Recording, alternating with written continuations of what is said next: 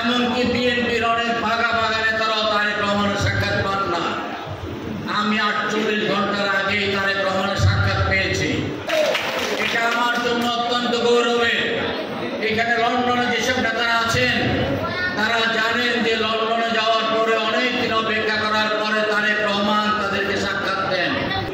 দীর্ঘ আলোচনা করেছি জাতীয় রাজনীতি নিয়ে, জাতীয় রাজনীতির বিভিন্ন ইস্যু নিয়ে আলোচনা করেছি, জাতীয় রাজনীতির বিভিন্ন দল নিয়ে আলোচনা করেছি। কাদের সাথে আমাদের সমন্বয় হতে পারে, কাদের সাথে আমাদের সমন্বয় হওয়া দরকার, কাদেরকে আমরা বন্ধু হিসেবে কাছে টেনে নেব, কাদেরকে আমরা বন্ধুত্বের হাত প্রসারিত করব, এই বিষয় নিয়ে 1.5 ঘন্টার বেশি আলোচনা হয়েছে। বিএনপির প্রত্যেকটা নেতা কর্মী আমাকে ভালোবাসে, আমি প্রত্যেকের ভালোবাসা চাই।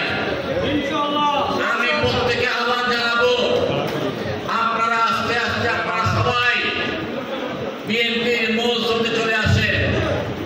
আপনাদেরকে যথাযথ মর্যাদা এবং সম্মান দিয়ে আমরা বরণ করে নেব। আজকে যারা বিএনপি নেতারা আছেন, রাজনীতির পক্ষে ছিলেন, আমার সাথে ছিলেন, আমি তাদেরকে নিয়ে আস্তে আস্তে জনগণের মন জয় করতে করতে আজকে এই পর্যন্ত এসেছি। আমার মনে হয় আমি অনেকের এই মন জয় করেছি, অনেককে আমি বিভিন্নভাবে রাজনীতি নেতৃত্বে আমি আমার চেষ্টা মতো স্থান দেওয়ার চেষ্টা করেছি। ভবিষ্যতে আপনারা যারা ইউনিয়ন পর্যায়ে নেতৃত্ব করবেন, যুব দলের নেতৃত্ব করবেন, ছাত্র দলের নেতৃত্ব করবেন, শ্রমিক দলের নেতৃত্ব করবেন, আপনাদেরকে যথাযথ মর্যাদার সাথে আপনাদের নেতৃত্বের আসনে অসীন করা হবে। কারণ আমাদের নাই, আমাদের যুদ্ধ এখনো চলমান। তারেক রহমান কয়েকদিন আগে বলেছে যে আমরা অদৃশ্যমান শক্তির সাথে যুদ্ধ করছি। আমরা দৃশ্যমান এবং অদৃশ্যমান শক্তির সাথে লড়াই করে বিএনপিকে রাষ্ট্রীয় ক্ষমতায় অধিষ্ঠিত করাই হবে আমাদের পরবর্তী লক্ষ্য। এবং পরবর্তী নির্বাচনে বিএনপি যেন নিরঙ্কুশভাবে সংখ্যাগরিষ্ঠতা অর্জন করতে পারে, সেই জন্য আপনাদেরকে প্রত্যেকেই কাঁধে কাঁধ মিলিয়ে কাজ করতে হবে। প্রত্যেক ঘরে ঘরে ধানের শীষের সালাম পৌঁছে দিতে হবে। প্রত্যেক ঘরে ঘরে আপনারা তারেক রহমানের সালাম পৌঁছে দিতে হবে। বন্ধুরা আমার, আমি অত্যন্ত স্বল্পকালীন সময়ের জন্য লন্ডন গিয়েছি।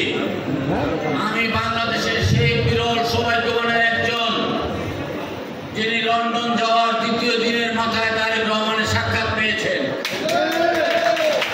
রামগঞ্জ নিয়ে তেমন কোনো আলোচনা হয় নাই।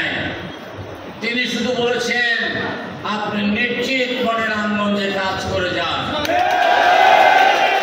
নিশ্চিত মনে যেভাবে কাজ করছেন আপনি সেইভাবে কাজ করে যান। রামগঞ্জে আপনি সবাই প্রতি আহ্বান জানান, এমন কোনো কাজ করা যাবে না যে এই কাজের মাধ্যমে জনগণের রোষানলে বিএনপিকে পড়তে হয়। এমন কোনো কাজ করা যাবে না যে এই কাজে বিএনপির বদনাম হয়। এমন কাউকে প্রশ্রয় দেওয়া যাবে না যার কারণে বিএনপি ক্ষতিগ্রস্ত হয়। বিএনপির ভোট বৃদ্ধি করার জন্য যদি 2-4 জনকে দল থেকে বহিষ্কার করতে হয়, তারেক রহমান সেই বহিষ্কারের জন্য তৈরি আছেন। কিন্তু বিএনপিকে পরিশুদ্ধ করে পরিবর্তিত বিএনপিকে রাষ্ট্রীয় ক্ষমতায় আনার জন্য তিনি আহ্বান জানিয়েছেন। আমি আপনাদেরকে বলতে চাই, আজকে যারা 15 বছর যাবৎ বিএনপির সাথে আছেন, তাদের যেমন অগ্রাধিকার আছে, ঠিক তেমনি নানা কারণে তারা হয়তো বিএনপি করতে পারেন নাই, আমরা তাদেরকে অপহরণ করে নেব। কারণ যিনি 15 বছর রাজপথে লড়াই করেছেন তার যেমন একটি ভোট, যিনি 15 বছর বিএনপিকে সমর্থন করেছেন তারও একটি ভোট।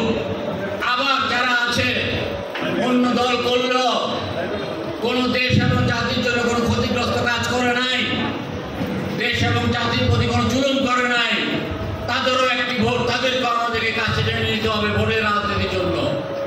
ভোটের জন্য আমাদেরকে আগামী দিনে ঘরে ঘরে যেতে হবে, মা বোনদের কাছে যেতে হবে, প্রত্যেক বাড়িতে বাড়ি যেতে হবে, প্রত্যেক ঘরে ঘরে যেতে হবে, প্রত্যেক বাড়িতে বাড়িতে